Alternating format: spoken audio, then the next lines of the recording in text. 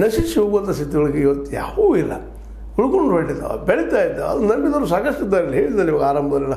ಆದರೆ ಈ ವೈಚಾರಿಕತೆಯಿಂದಾಗಿ, ಒಂದು ವೈಜ್ಞಾನಿಕತೆಯಿಂದಾಗಿ ಅಲ್ಲೇ ಈ ಸಮಾಜದಲ್ಲೇ ವೈಚಾರಿಕರು ಹೆಚ್ಚು ಬರ್ತಾ ಇದ್ದಾರೆ. ದೇವ್ರು ನಂಬಿದವ್ರಂತಲ್ಲ, ಅವರೊಂದು ಯಾವುದೋ ಶಕ್ತಿಯನ್ನು ಎಲ್ಲರೂ ನಂಬ್ತಾ ಇರ್ತಾರೆ. ನಮ್ಗೆ ಗೊತ್ತಿರೋಂಥ ಒಂದು ಶಕ್ತಿ ನಮ್ಮಲ್ಲಿ ಅದಪ್ಪ ಅಂತ ಕೆಲವೊಬ್ರು ಆತ್ಮ ಅಂತಾರೆ, ಮತ್ತೊಬ್ಬರು ಅಂತಾರೆ, ಕೆಲವೊಬ್ರು ದೇವ್ರು ಅಂತಾರೆ, ಏನೋ ಅಂತಾರೆ. ಆ ಇದ್ದಿದ್ದು ಶಕ್ತಿಯನ್ನು ಸುಳ್ಳಲ್ಲ. ಈಗ ನಾನು ಮಾತಾಡ್ತಾ ಇದ್ದೀನಿ, ನನಗೊಂದು ಶಕ್ತಿ ಅದು, ಆ ಶಕ್ತಿ ಏನು ಯಾವುದು ಅನ್ನೋದು ಅದು ಸುಳ್ಳೇನಲ್ಲ, ಅದು ನಮ್ಮಲ್ಲೇ. ಅದನ್ನು ನಾವು ದೇವರಿಂದ ಕರ್ಕೊಳ್ರಿ, ಮತ್ತಿನ ಕರ್ಕೊಳ್ರಿ, ನೀನು ಕರ್ಕೊಳ್ರಿ, ಅದ ನಮ್ಮಲ್ಲೇ. ಹೀಗಾಗಿ ದೇವತ್ವ ದೈವ ಅನ್ನುವಂಥವು ನಮ್ಮನ್ನು ಬಿಟ್ಟು ಹೋಗಲಾರ ಸ್ಥಿತಿಯಲ್ಲಿ ನಾವಿದ್ದೀವಿ.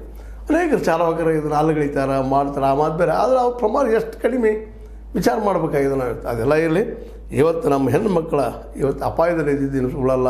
ಕೇವಲ ಈ ಧರ್ಮಸ್ಥಳದಷ್ಟೇ ಅಲ್ಲ, ನಮ್ಮ ಇಂಡಿಯಾದಲ್ಲೂ ನಾವು ನೋಡ್ತಾ ಇದ್ದೀವಿ ಅನೇಕ ಅತ್ಯಾಚಾರಗಳಾಗೋದು, ಮಾಡೋದು. ಒಂದೊಂದು ನನ್ನ ಗೊತ್ತಿದ್ದು ನನಗೆ ಐಡೆಂಟಿಫೈ ಇದ್ದಾಗ ಈ ದಿವಸದಲ್ಲೇ ಅರ್ಧ ತಾಸು ಒಂದು ತಾಸು ಹೆಣ್ಮಕ್ಳ ಮೇಲೆ ರೇಪ್ ಆಗ್ತದೆ, ಮತ್ತು ಒಂದು ತಾಸು 2 ತಾಸು ಮರ್ಡರ್ ಆಗ್ತದೆ. ಇದನ್ನೆಲ್ಲ ಗಮನಿಸಿದಾಗ ನಾವು ಯಾವ ಲೋಕದಲ್ಲಿದ್ದೀವಿ ಅಂತ. ಅದಕ್ಕೆ ನಮ್ಮ ಅನಂತ ಕುಣಿಗಲ್ ಅವರು ಪ್ರಶ್ನೆ ಮಾಡಿದಂಥದ್ದು, ಈ ಪ್ರಶ್ನೆ ಎತ್ತಿದ್ದು, ಇದನ್ನು ಇವತ್ತು ಸಂದರ್ಭೋಚಿತ ಇದು. ಯಾಕಂದ್ರೆ ಹೆಣ್ಣುಮಕ್ಕಳನ್ನ ಉಳಿಸ್ಕೊಂಡ್ರಿ, ನಾವು ಉಳಿನು, ಎಲ್ಲರೂ ಉಳಿನು. ಉಳಿದಾಗ ನಾವೆಲ್ಲ ಇಬ್ಬರು ಉಳಿದಾಗ, ಗಂಡು ಹೆಣ್ಣು ಉಳಿದಾಗ, ಸೃಷ್ಟಿಯಾದಾಗ ಧರ್ಮ ದೇವರು ಅವ್ರ ಜೊತೆ ಉಳಿದೇ ಬಿಡ್ತಾರೆ, ಇಲ್ಲಂತೇನಲ್ಲ. ಕೇವಲ ಮನುಷ್ಯ ಏನು ಪ್ರಾಣಿ ಇದ್ದಾನೆ, ಪ್ರಾಣಿಯಲ್ಲಿ ಈ ದೇವರು ಮತ್ತು ದೈವ ಜೊತೆಗೆ ಧರ್ಮವನ್ನು ಬಿಡಿಸ್ಲಿಕ್ಕೆ ಸಾಧ್ಯ ಇಲ್ಲದಷ್ಟು ನಾವು ಅಷ್ಟು ಬೆಸದು ಹೋಗಿಬಿಟ್ಟಿದ್ದೀವಿ ಇವತ್ತು. ಇನ್ನುಳಿದ ಪ್ರಾಣಿಗಳು ಏನಂದ್ರೆ ನಿಮಗೆ ಗೊತ್ತದ, ನಮಗೆ ಗೊತ್ತಾದ್ರೆ ನಾವು ಡಿಸ್ಕಸ್ ಮಾಡೋ ಅವಶ್ಯಕತೆ ಇಲ್ಲ.